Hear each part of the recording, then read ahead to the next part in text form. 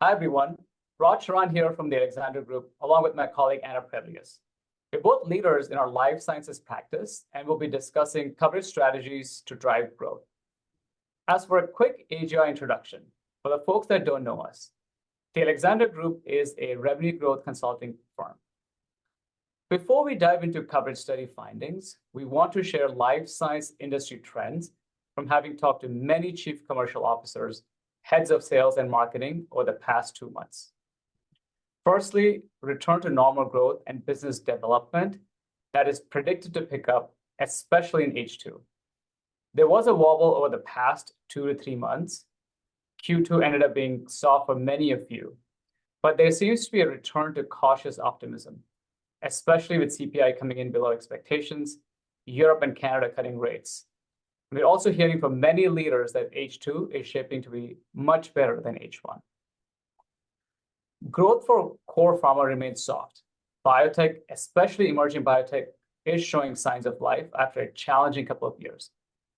Academia, we are seeing continued strength.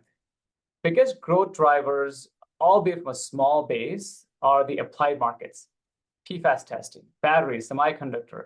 We are seeing high growth in all those markets. Anna, what else are you seeing in terms of industry trends? Overall, most life sciences companies made cuts across the board. Sales, marketing, operations, all commercial functions were impacted. However, leaders that we spoke to did make some pockets of investment, adding headcount in targeted areas such as Boston or the San Francisco Bay Area. Leaders also mentioned that M&A activity is likely to pick up, with interest rates poised to drop in the US. For example, Agilent just acquired BioVectra, a CDMO. Thermo just completed the Oleg acquisition. We're hearing chatter more to come. Raj, let's dive into the coverage study details. Thanks, Anna. Yeah, in terms of the inputs of this coverage study, right? Firstly, we interviewed more than 15 chief commercial and revenue officers across life science companies. We also interviewed 50 plus leaders across sales, marketing, and service functions. The study also includes feedback we've gathered from speaking to over 100 of your customers. Finally, we also incorporated findings from 30 plus projects we've executed in the past 12 months. Right, so those are all the inputs that have gone into the study. And with that, I'm going to turn it back to Anna, who will share the key coverage archetypes before we go into the executive summary. Thanks, Raj. So clients ask us all the time, what's the ideal go-to-market model? What types of roles should we deploy? What's the right mix between generalists and specialists? Who owns the post-sales experience? The answers to these questions really depends on a few factors. Some of the factors include how narrow or broad is your product portfolio? What is the complexity of the sale? And do you serve a broad variety of customer and markets, like research versus applied, and so forth? For example, if you offer a broad portfolio of instruments, like high versus low mass spec, reagents, kits, and software offerings, and target a whole host of different end markets like pharma, biotech, research, applied, and so forth, you might have a coverage model that's more representative on the top here of this page. The most important note and thread that we would like to pull through is, one, there is really no perfect coverage model, and two, while there is no perfect model, there are go-to-market structures that lend themselves better to stronger productivity and top-line growth based on the maturity of your organization and other elements that we shared, like the portfolio, as well as the complexity of the sale. Additionally, as part of the study, we asked commercial leaders, what do you expect from a go-to-market evolution over the next 3 years? And the results were really interesting. One, 70% of leaders do expect a major change in their coverage model. They expect AI to drive a lot of that change. The biggest change will likely come through specialization, and this can be through 3 different layers. 1 being through product specialists, 2 being through end market specialists, and 3 being through the evolution of the FAS role, moving more into post-sales adoption motion. From an AI perspective, around 60% of life sciences companies are investing in AI capabilities. However, just 1/5 of them have implemented use cases. Emerging use cases that we see are, through content creation, things like mining first-party and third-party data sources to create literature and provide videos in any language more efficiently. Some are even creating videos with human-like avatars. Another use case is through the chat function, utilizing AI to provide a conversational portal to retrieve educational or product information, as well as understanding product availability. A third use case is through utilizing AI as an internal assistant, providing general sales guidance or providing upsell or cross-sell recommendations. Raj, talk to us about some key growth plays. Yeah, and here are the 5 coverage growth plays that we are seeing. So all of these enhance the account management coverage model. Anna will walk us through the inside sales coverage trends. Anna? Thanks, Raj. Well, there are different inside sales models we are seeing working well in the market today. Good news is that 42% of companies are increasing their inside sales headcount in FY24, while only 17 are increasing field headcount. What organizations deploy really depends on the product portfolio. For example, it's much harder for an inside sales rep to sell complex instrumentation. In those complex models, you might have inside sales acting more as a paired resource to sell more transactional parts of the portfolio, or acting more as a sales development resource. And in another model, you can have dedicated inside sellers owning their own set of zip codes, individual quotas, and essentially acting as a field rep without a car. This is a prevalent model today, and we have seen a significant amount of scale and reach for such organizations. I want to talk a little bit more about the inside sales account ownership model. We've seen many companies build and scale this type of organization. There are even companies who have revenue parity between the inside sales rep and the field rep.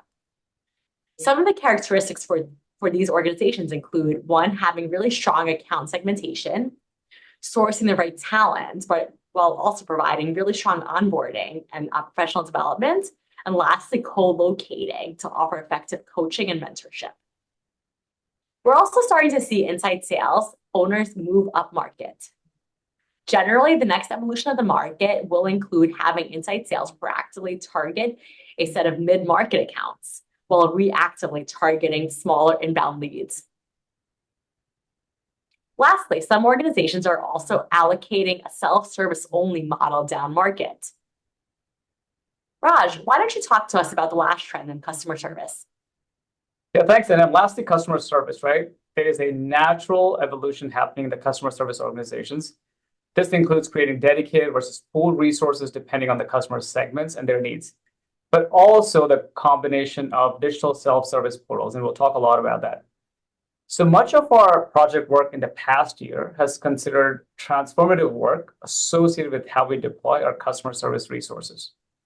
If you go back 2 or 3 years ago, all you heard was reps highlighting they were spending 2-3 days a week on customer service type activities. We hear that even today, actually. If customers didn't like the answer from customer service, they just call their reps. Not to mention like all the unwinding the customer service reps have to do to sometimes to track order or to find the right answer. So although this slide highlights the different models, it's critical to make sure you have the right data feeds going into the pipes or order management supply chain. So yeah, if you don't have the data, the AI model or customer service will not be able to solve that problem for you. Now, do note the premium versus pooled support model that companies are now deploying. Premium support is either offered separately or paid on top or embedded in the initial sale. So that's how you pay for that premium support. Hello, everyone, and welcome back. Previously, we covered key accounts, inside sales, and customer service. Today, we will focus on the specialization layer. Market and/or product specialists. This may include workflow specialists as well. Over the past few years, you have heard us describe an industry move towards more generalist account manager. But more recently, teams have focused on making sure they're still bringing the right mix of specialty. Right now, the industry average of sellers to specialists is about 5.4 to 1. And we do expect this to change very quickly to below 5 to 1, as 50% of the survey participants who are investing in headcount this year said it will be in the specialist role. The second specialist role is the application scientist, and we are seeing a strong evolution of the FAS role, now supporting more of the post-sales experience. So instead of using the field service engineer to install and train, the application scientist is supporting instrument configuration and performing demos, and the in-person training to drive immediate adoption. And so we'll talk a lot more about this, right? And all around, we are seeing an increase in FAS to organic seller across all regions from 2020 to 2024. So Anna, what else are you hearing from customer interviews? One consistent theme that we hear from our clients when they refer to their customers is that their customers want to speak to specialists to solve their workflow issues. Buyers also understand these specialists play a very different role in the buyer journey. Across the board, one area of investment is the specialization layer. The biotech segment, especially the emerging biotechs, is expecting to return to long-term growth. Companies want to make sure they capture their fair share of the market. To win, leaders have mentioned leading with science and customer conversations. However, companies have to be able to do this at scale. Some ways they are doing this is through, one, leveraging marketing campaigns, two, having technical specialists that are remote help with the sales process at critical junctures, and three, through having digitally enabled sellers, which we'll cover more when we discuss AI. These are just some ways to drive the specialization without adding that additional headcount. Raj, can you walk us through market specialists and how they're evolving? Yeah, definitely. But first, let's talk about where companies are making these investments. Where is this limited headcount increase in specialists taking place? Firstly, no surprise, it's in cities that tend to be hubs. Boston, Bay Area for biotechs that are in recovery phase. Same with Ireland and South Korea. India is seeing significant macroeconomic growth, and that is driving the life science growth as well. Secondly, beyond biotech, applied markets such as batteries, semiconductor, PFAS testing, etc., are seeing strong growth, albeit from a smaller base. To win in these markets, companies are deploying specialists who can speak the language of the customer. There are two types of specialists that are new or evolving significantly. Firstly, the market specialists. These are hunter sellers who are focused on specific end markets or accounts where companies may not have had success in the past. The second is the field application scientist, we'll cover in more detail in the next section. As you'll see, companies are also thinking of innovative ways of bringing specialization to customers, whether that be innovation centers, virtual labs, webinars with KOLs. One really cool thing, soon companies will have an AI-driven avatars answer customer questions. Initially, these will be limited, but over time, these avatars will have expanded capability to engage for longer duration and with a lot more depth to the conversation and science before having to loop in a person. And how about the FAS? How is that role evolving? The role of the field applications scientist is seeing a major transformation.